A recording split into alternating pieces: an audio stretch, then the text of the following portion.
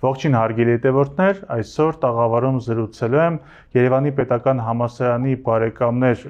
հիմնադրամի հոգաբարձուների խորհրդի նախագահ, Հայաստանի արտակարգ եւ լիազոր դեսպան, Մասաչուսեթսի համալսարանի պրոֆեսոր Արմեն Բայբուրցյանի հետ։ Բարև պարոն Բայբուրցյան։ Բարև ձեզ։ Շնորհակալություն մեր հրավերը ընդունելու համար։ Ես եմ շնորհակալ հրավերի համար։ Պարոն Բայբուրցյան, առաջարկում եմ մեր զրույցը սկսել հիմնադրամի գործունեությունից, մասնաբան, քանի որ շատ հետաքրքիր է իմանալ Երևանի Պետական Համալսարանի բարեկամներ հիմնադրամի մասին։ Խնդրեմ մի փոքր ներկայացնեք, թե որն է հիմնադրամի գործունեությունը եւ ի վերջո ինչ հիմնական նպատակ է հետապնդում։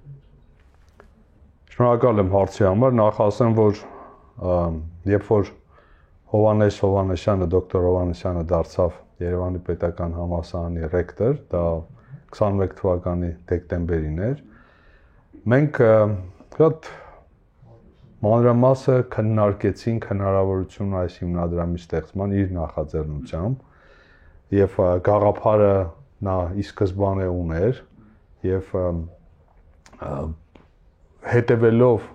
աշխարհում գործող համալսարանների նմանատիպ հիմնադրամների արդյունավետ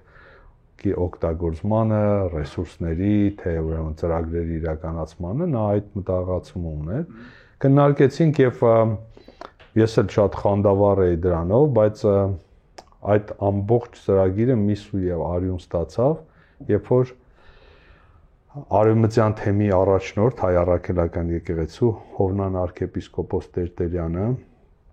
ուրեմն ջահակիրը դարձավ այդ գաղափարի եւ գործնական աշխատանքները սկսեցին,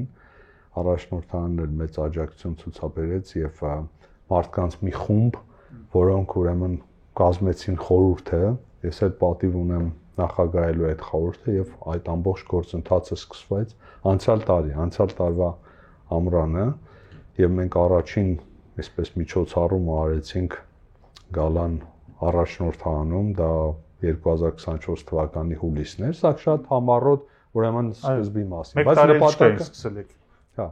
նպատակը հետեւյալն է, նպատակների մասին խոսենք։ Ուրեմն ինչպես նշեցի, շատ համալսարաններ, ուրեմն ունեն հիմնադրամներ, բայց այդ հիմնադրամների օգտագործման ձևը շատ արդյունավետ համարվում է endowment fund, այսինքն անձեռնունխելի կապիտալով հիմնադրամները։ Դա ինչ է նշանակում։ Դա նշանակում է, որ ուրեմն երբ որ որոշակի գումար է հավաքվում, այդ գումարը ոչ թե ուղղակի ծախսվում է եղած ծրագրերի համար, այլ հատուկ հիմնադրամի ուրեմն այդ անձեռնունխելի հաշվի համարին է վրա է դրվում եւ օգտագործում է դրանից եկող տոկոսները միայն, ոչ թե բուն հիմնադրամի գումարը։ Սա ֆանտաստիկ լավ ձև է, փորձված արդեն արդյունավետությունը ցուցաբերած եւ ինչ է ստացվում։ Ստացվում է, որ գումարը միշտ մնում է։ Գումարը չի պակասում, միայն ավելանում է, եթե գործունեությունը շարունակվում է, նոր ուրեմն նպաստներ է տրվում, այդ գումարը մեծանում է, բայց տոկոսներն ավելանում են այդ ձևով, բայց մայր գումարը չի օգտագործվում։ Ձեզ օրինակ բերեմ, աշխարհի ամենամեծ endowment հիմնադրամ ունի անձեռնունխելի կապիտալով հիմնադրամ Հարվարդի համալսարանը 54 միլիարդ դոլարի է հասել։ Եվ այսպես ցուցակով գալիս է Yale-ն է երկրորդը, Stanford-ը, Princeton-ը, MIT-ն եւ այլն։ Իմ համալսարանը, ես ասելով իմ համալսարան, երկու ուրեմն համալսարան եմ նշանակում, առաջին հերթին Երևանի Պետական Համալսարանը, Մայրբուհը, եւ երկրորդը ներկայիս համալսարանը, որտեղ աշխատում եմ, Մասաչուսեթսի համալսարանը։ Մասաչուսեթսի համալսարանը ուրեմն ներկայումս ունի 1.5 միլիարդ դոլարից մի քիչ ավել անձեռնունխելի հիմնադրամ։ Երբ որ ես սկսեցի դասավանդել 2014 թվականի հունվարից սկզբից, ուրեմն այն ժամանակ ընդամենը 600 միլիոն էր։ Եվ հիշում եմ, որ համալսարանի նախագահի հետ այնտեղ էլ խոսում ենք, քննարկում ենք, որ ինչքան կարևոր է եւ այլն, եւ արդեն ուրեմն կրկնապատկվել է եւ մի բան էլ ավել, այնպես որ արդյունավետ է համարվում եւ դոկտոր Հովհաննեսյանը ռեկտորը ճիշտ ճանապարհով գնաց։ Հիմա որոնք են այո հիմնական նպատակները։ Նպատակները ասեմ, 3 ուղղությամբ պետք է օգտագործվի այդ գումարը։ Առաջին ուղղությունը դա ուսումնականն է, ուղղություն կամ հարթություն ասեմ այսպես, ուսումնական է, ուսումնական ծրագրերի, դա էլ կարող ենք խոսել ինչ տիպի, ինչ տեսակի։ Երկրորդ ուղղությունը դա ուրեմն ակադեմիականն է, հետազոտական, ակադեմիական, ավելի հետազոտական իմաստով, եւ երրորդը դա ենթակառուցվածքների Երևանի պետական համալսարանի նպաստելու սա է եւ գիտեք ինչ, մի բան ասեմ, որ ինձ համար շատ հաճելի զարմանք էր, հաճելիորեն զարմացել է, երբ որ Երևանի պետական համալսարանը ներկայացրեց իդեմս ռեկտոր դոկտոր Հովհաննիսյանի եւ նաեւ պրոռեկտոր ուրեմն զարգացման եւ նորարարությունների գծով դոկտոր Միքայել Հովհաննիսյանի ներկայացրեցին ծրագիր, որը ուրեմն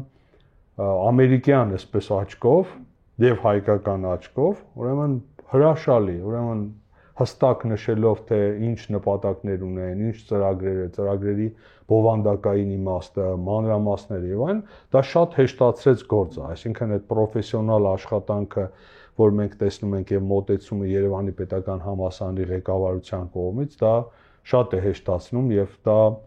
պարարտ հող ստեղծեց, որ մենք ոչ միայն հիմնադրամը կայանա, այլ նաեւ շատ հաջող գործունեություն ծավալեց, որի մասին կպատմեմ։ Պարոն Բայբուրցյան, իհարկե կանդրադառնանք այդ թեմային, բայց ճիշտ եմ հասկանում, որ արտաքին կապերի համագործակցության ընդլայնման գործը, մասնապես Միացյալ Նահանգներում, Մայրբույի կողմից վերապահված է ձեր գլխավորած հոգաբարձների խորհրդին։ Ոչ ամբողջությամբ, ասեմ ձեզ, ոչ ամբողջությամբ, առաջնային ուրեմն նպատակը դա հիմնադրամի միջոցով, որ արդեն կայացել է, արդեն կարգավիճակ ունի, արդեն գործում է, բավական գումար է հավաքվել եւ նոր միջոցառում ենք անելու, մեծ միջոցառումների շարք է իրականացվում համալրելու այդ հիմնադրամը։ Ուրեմն մյուս համալսարանների, ամերիկյան համալսարանների հետ համագործակցությունը եւ համագործակցությանը նպաստելը մտնում է մեր հիմնադրամի գործունեության ուրեմն մեջ մտնում է եւ մենք դա անում ենք, մի քանի համալսարաններ կան, որոնք մանավանդ հայաշատ համալսարանները, օրինակ Կալիֆոռնիայի պետական համալսարանը կա Նորթրիջում, Սիսան կոչվող, որ ամենաշատ հայ ուսանողներ ունի եւ նաեւ դասախոսներ, ինչպես նաեւ Գլենդելի քոլեջը համայնքային, ուրեմն եւ դրանց վրա են կենտրոնացել, սևեռվել եւ նաեւ ուրիշ համալսարանների վրա, որ Երևանի պետական համալսարանը սերտ համագործակցություն ունի, բայց մեր բուն նպատակը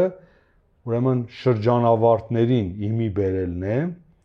ուրեմն շրջանավարտների ցանց ստեղծելն է, որոնք իրենց հերթին կնպաստեն կազմակերպված ձևով, հիմնադրամը դա զուտ ուղակի ուղղություն, կազմակերպական ձև է տալիս դրան, շրջանավարտներին իրար կողք է բերում, ցանցային համակարգ է ստեղծում եւ այդ շրջանավարտները տարբեր ֆունկցիաներ են իրականացնում եւ իրականացնելու են։ Առաջինը նպաստելու ֆինանսապես մասնագիտական առումով իրենց գիտելիքների, փորձառության, հմտությունների Երևան պետական համալսարանի զարգացմանը։ Մյուսը դա այն է, որ ուրեմն այդ շրջանավարտները իրենց կազմակերպական ուրեմն բովանդակությունը ձևավորելով նաև իրենց ինքնությունն են ձևավորում որպես լինելով ԵՊ-ի շրջանավարտ։ Շատ հետաքրքիր հետարքի ստացվում։ Իսկ արդեն չնայած շատ կարճ ժամանակամիջոցում արդեն կան արդյոք շոշափելի արդյունքներ կամ դրա հեռանկարները երևում են։ Այո, իհարկե։ Ուրեմն ասեմ, որ նորից պետք է կարևորեմ հայրաքելական եկեղեցու արևմտյան թեմի Միացյալ Նահանգների Հյուսիսային Ամերիկայի արևմտյան թեմի առաջնորդանի եւ անձամբ առաջնորդի Հովանես Սրբազանի գործունեությունը մեծ ներդրումը, ուրեմն որովհետեւ հենց առաջնորդանում էլ տեղի ունեցավ առաջին միջոցառումը, եւ շարունակաբար միասին ենք աշխատում եւ բոլոր անդամների, ուրեմն առաջին միջոցառման անցյալ տարվա հավաքվեց 201,000 ամերիկյան դոլար, որը ասեմ ձեզ, թվում է թե այսպես մեծ գումար չի դա, բայց ստարտային սկզբնական միջոցառման համար դա ահռելի գումար է, եւ ինչի եմ ահռելի համարում, որովհետեւ հայաստանյան կրթական համակարգում ուրեմն այս շրջանավարտների այդ աջակցության գաղափարը չկա, նոր է ձևավորվում եւ Երևանի պետական համալսարանը առաջինն է, որ դա սկսեց գործնականում ձևավորել, ոչ միայն տեսական առումով, այլ նաեւ գործնականում եւ դա իսկապես մեծ հաջողություն էր։ Եվ դրանից հետո, երբ որ դրական, ուրեմն հաջող մի միջոցառում է լինում, որ համախմբում է թե շրջանավարտներին, թե բարեկամներին, սկսեցինք շարունակել։ Հիմա մի շարք միջոցառումներ ենք արել եւ վերջինի իմիջայլոց բանում արեցինք, Hero House կա, ինկուբատոր է եւ ակսելերատոր, բանի, այսպես հայկական ստարտափների, որը գտնվում է Գլենդելում, հենց այնտեղ կազմակերպեցինք եւ շրջանավարտները եկան խոսեցին ամեն մեկը ներկայացնելով թե ինչ տվեց իրենց Երևանի պետական համալսարանը եւ իրենք ուրիշ համալսարաններ են շարունակել շատ հաջողությունների, բայց հիմքը ինչ է եւ ուրեմն տեխնոլոգիական սեկտորն էլ ենք ներգրավում ենք բոլոր բնակավարները, շրջանավարտներ, որոնք ուրեմն գալիս են տարբեր տեղերից, տարբեր ուրեմն կրթական հենք ունեն եւ այլն եւ շատ հաջող է ընթանում եւ նախապատրաստում ենք հիմա գալան մեծ մեր միջոցառումը, որը տեղի է ունենալու հուլիսի 17-ին այս տարվա, որտեղ Լոս Անջելեսում եւ կոնկրետ ասեմ ուրեմն կամ առաջնորդանում կանենք, որը Burbank-ում է գտնվում կամ որևէ ուրիշ վայրում, որ հիմա քննարկում ենք եւ ռեկտորը եւ պրոռեկտորը Հովհաննիսյանները գալու են, իրենք էլ են ներկա գտնվելու եւ մենք վստահ ենք, որ այդ միջոցառմանը շատ ավելի մեծ ֆինանսական առումով ուրեմն արդյունք կարող ենք ապահովել եւ քանի որ CivilNet-ը նաեւ նայում են շատ հեռուստադիտողներ Միացյալ Նահանգներում եւ Արևմտյան ափում, նաեւ առիթը օգտագործելով ուզում եմ կոչ անել, եկեք մասնակցեք մեր հարազատ համալսարանն է, մեր հարազատ բարձրագույն ուսումնական հաստատությունը եւ միասնաբար ուրեմն նպաստենք մեր Երևանի պետական համալսարանին, ինչու, որովհետեւ նպաստելն էլ ինքնանպատակ չէ, բայց Երևանի պետական համալսարանին աջակցելու, նպաստելու միջոցով մենք աջակցում ենք հայրենիքին, որտեվ դարբնոցն է մեր մտքի, կադրերի, ազգային ինքնության Երևանի պետական համալսարանը։ Իսկ խոսելով գործնական կարևորության մասին եւ նշանակության մասին ծրագրի, արդյոք դուք որ նշեցիք հիմնական ուղղությունները, արդյոք սա նշանակելի է ուսանողների փոխանակության ծրագիր կամ փորձի փոխանակում կամ էլ գուցե ինչ որ գրանտների տրամադրում ինչ որ հետազոտության համար, արդյոք սրանք նախատեսվում են։ Հրաշալի հարցադրում է, այո։ Ուրեմն ոչ միայն նախատեսվում է, նաեւ հիմքն է, օրինակ մենք նախատեսում ենք, որ սփյուռքահայ ուսանողներին, ուրեմն տարբեր կրթաթոշակներ են տրամադրվելու այս գումարներից եւ արդեն բոլորը ձևակերպվում է տարբեր բնակավարներում, բայց շեշտադրումը լինելու է հայագիտությունը։ Շեշտադրումը լինելու է հայագիտությունը, բայց նաեւ չենք սահմանափակվելու հայագիտությամբ, Երևանի պետական համալսարանը դիտարկում է շատ ավելի լայն, ուրեմն սփյուռքահայ երիտասարդների, ուրեմն կրթաթոշակների տրամադրում։ Մյուսը ոչ հայ ամերիկացի ուրեմն ուսանողների եւ ասպիրանտների կրթաթոշակների տրամադրում նաեւ Հայաստանում սովորելու, ուրեմն հայկական երբայի կրթական ծրագրերի մեջ թրծվելու համար եւ պրոֆեսորը դասախոսական կազմի, որովհետեւ շատ կարեւոր է, որ Երևանի պետական համալսարանը հնարավորություն ունենա հրավիրելու բարձր մակարդակ ունեցող մասնագետների, հայ եւ ոչ հայ,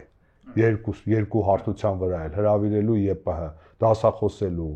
հետազոտական ծրագրեր իրականացնելու, դա իսկապես մղիչ ուժը կարող է հանդիսանալ եւ ամբողջ աշխարհի փորձառությունը ցույց է տալիս դա։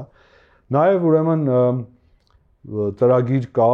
երբ որը իրականացվում է, ինչ որ ասում եմ, այսպես տեսական մակարդակի չի արդեն այդ բոլորը շատ արագ ընթացք են ստանում եւ նաեւ հատուկ այսպես կայք ստեղծելու, հարթակ ստեղծելու թվային, ԵՊ թվային հարթակ, որտեղ ուրեմն լինելու են այսպես գիտելիքների շտեմարանը լինելու եւ նաեւ կուրսերի, տարբեր կուրսերի, որ եւ սփյուռքահայերն են օգտվելու եւ ոչ սփյուռքահայերը։ Եվ թե նաեւ Հայաստանից է կմեկնեն Միացյալ Նահանգներ։ Հայաստանից Միացյալ Նահանգներ մեկնելը ավելի ուրեմն մտածված ծրագրեր պետք է անենք, այսինքն, հա, շատ թիրախային ծրագրեր, ոչ թե այսպես ընդհանուր բնույթի, որովհետեւ դա էլ արդյունավետ կարող է հանդիսանալ, երբ որ թիրախային է։ Այո։ Տեսեք, դուք շատ հույսեր եւ ծրագրեր եք ապում Երևանի պետական համալսարանի հետ, ինչը շատ ողջունելի է, սակայն կա մի չեմ կարող չհարցնել ակադեմիական քաղաքի մասին, ըստ լսել եք դրա մասին, պետական հովանավորությամբ ծրագիր է, որի նպատակը միտեղ հավաքելն է բոլոր, ամբողջացնելն է բոլոր բուհերին, արդյոք սա ինչ որտեղ կարող է վնասել, կամ ոչ թե վնասել, այլ խանգարել ձեր ծրագրերի գործունեությունը, հեռանկարները ինչպիսին կարող են լինել։ Ասեմ ձեզ, իհարկե լսել եմ, կարդացել եմ այդ ծրագրի մասին ակադեմիական քաղաքի, բայց գործնական առումով բացարձակապես չգիտեմ, թե ժամկետների, թե ծրագրերի եւ այլն, մենք մեր աշխատանքն ենք անում կենտրոնանալով, սևեռվելով Երևանի պետական համալսարանի վրա, իսկ ապագայում, այսինքն ինչ որ ընթացք ստանա, ըստ այդմ մենք էլ կկողմնորոշվենք, բայց ուրեմն մենք սևեռվել ենք այն ծրագրերը, որ համալսարանը իրականացնում է եւ պետք է իրականացնի։ Շատ լավ։ Հաջորդ հարցը, որ ես կուզեի տալ, նաև որպես դիվանագետի, որ վերջերս է եղել հյուպատոսը Հայաստանի Հանրապետության Լոս Անջելեսում, որը նաև կարող է վերաբերել մեր թեմային։ Պարոն Բայբուրցյան, ըստ որքանով է ամերիկահայությանը, չէ՞ որ ձեր նաև թիրախային լսան ամերիկահայությունը, որպեսզի իրենց փորձը ներդնեն Հայաստանում, այլ որքանով է հաղորդակից Հայաստանին ընդհանուր զարգացումներին եւ ընդհանրապես հետաքրքրությունը որքանով է մեծ Հայաստանի հանդեպ մանավանդ կրթական ոլորտում։ Շնորհակալ եմ հարցի համար։ Նախ պատիվ եմ ունեցել լինելու առաջին գլխավոր հյուպատոսը Հայաստանի Հանրապետության Լոս Անջելեսում եւ իրավասությունը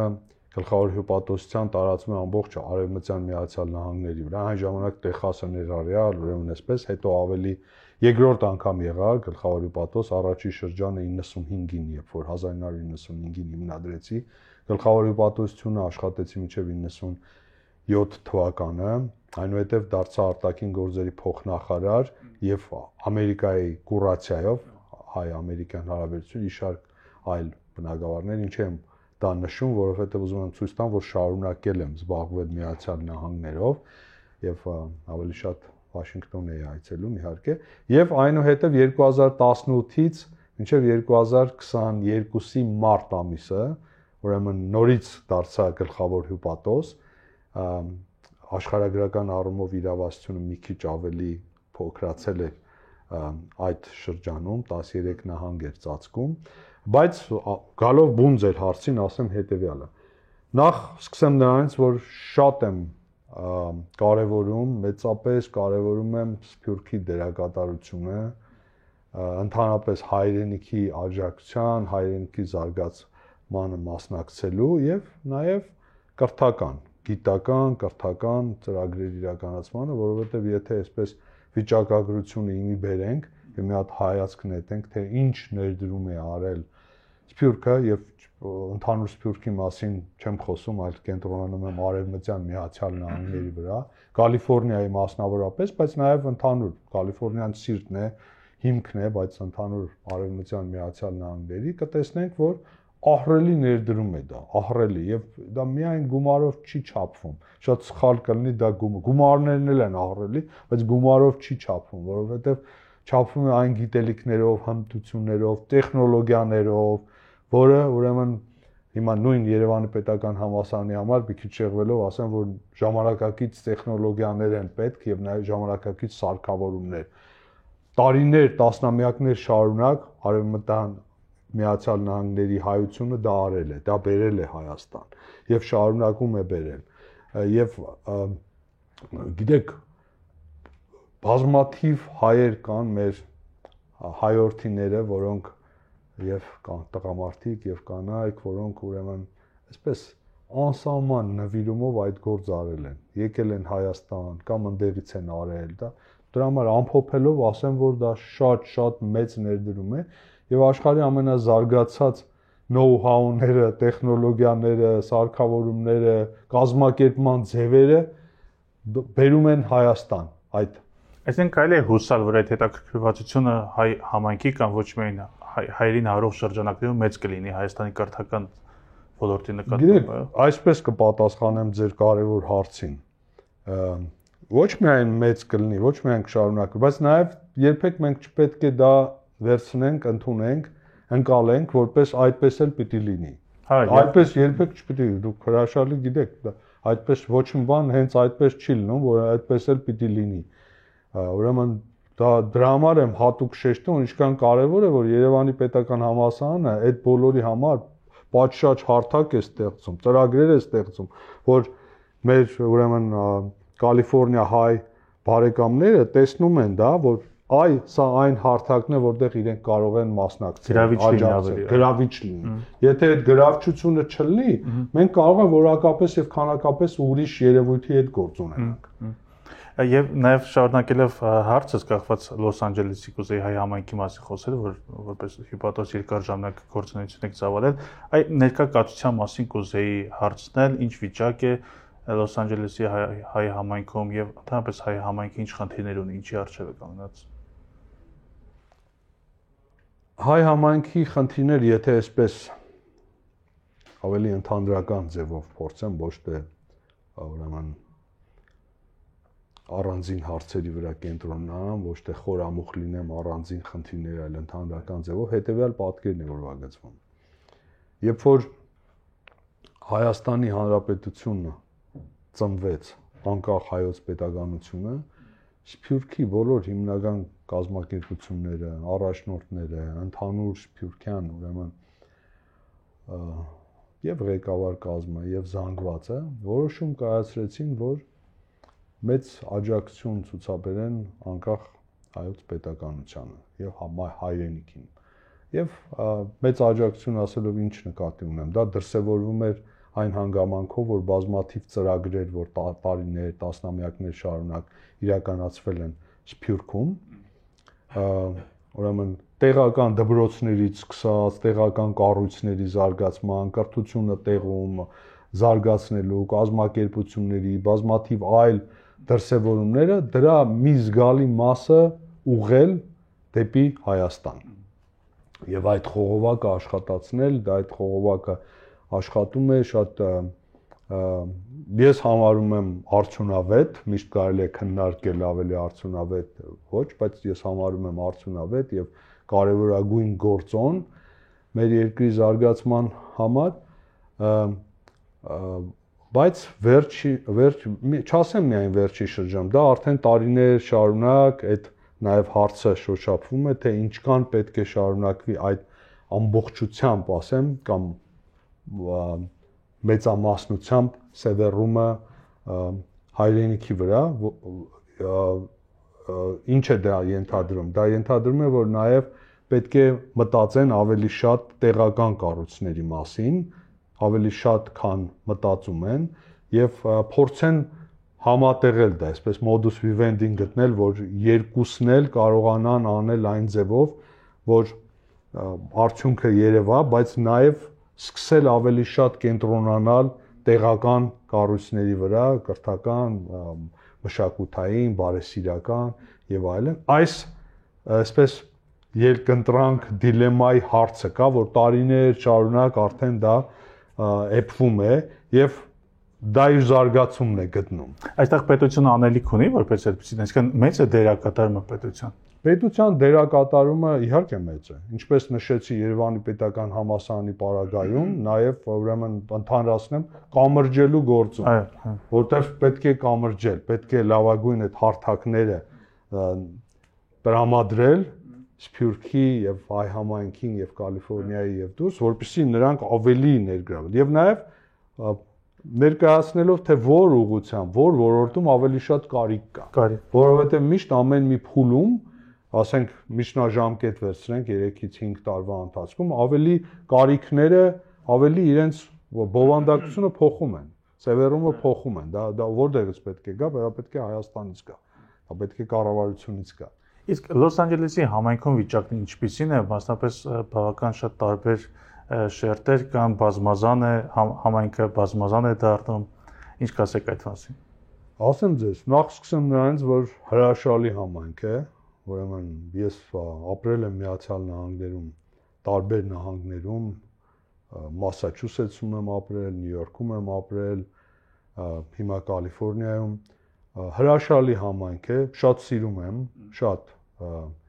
փայլուն եւ այդ իրենց նվիրումը, որ տեսնում ենք, այդ հայրենիքով ապրելը տեսնում ենք, այդ ահռելի աշխարհագրական ուրեմն տարածության գործոնը երբեք չի խաթարում, այդ կապը հոգեկան եւ գործնական կապը հայրենիքի հետ եւ այդ համայնքը հիմա նաեւ համայնքում նոր երևույթներ կան, նոր զարգացումներ, նոր երևույթը ինչ է, մի հատ սերունդ է ձևավորվել, հայության, որոնք ուրեմն թե ուրեմն արևելահայ, թե արևմտահայ, որոնք շատ սերտ արդեն կա, ինչ որ անջրպետներ, բան գրեթե չկան արդեն, քանի գնում ընտանիքներ են ձևավորվում։ Այո, իսկապես ընտանիքներ են ձևավորվում եւ այդ սերունդը, որ փայլուն կրթություն է ստացել, փայլուն,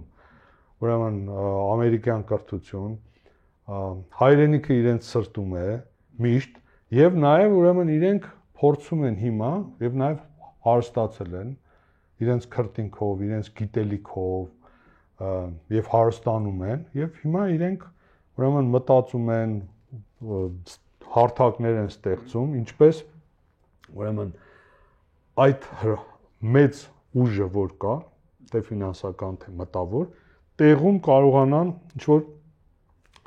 ցանց ստեղծել այդ դրա եւ ուրեմն գործնականում դա արդեն կատարվում է, դա արդեն տեսնում ենք, մյուսները նայում են, մտածում են, շատ նոր երևույթ է սա եւ սա հզոր արդյունք է ապահովելու։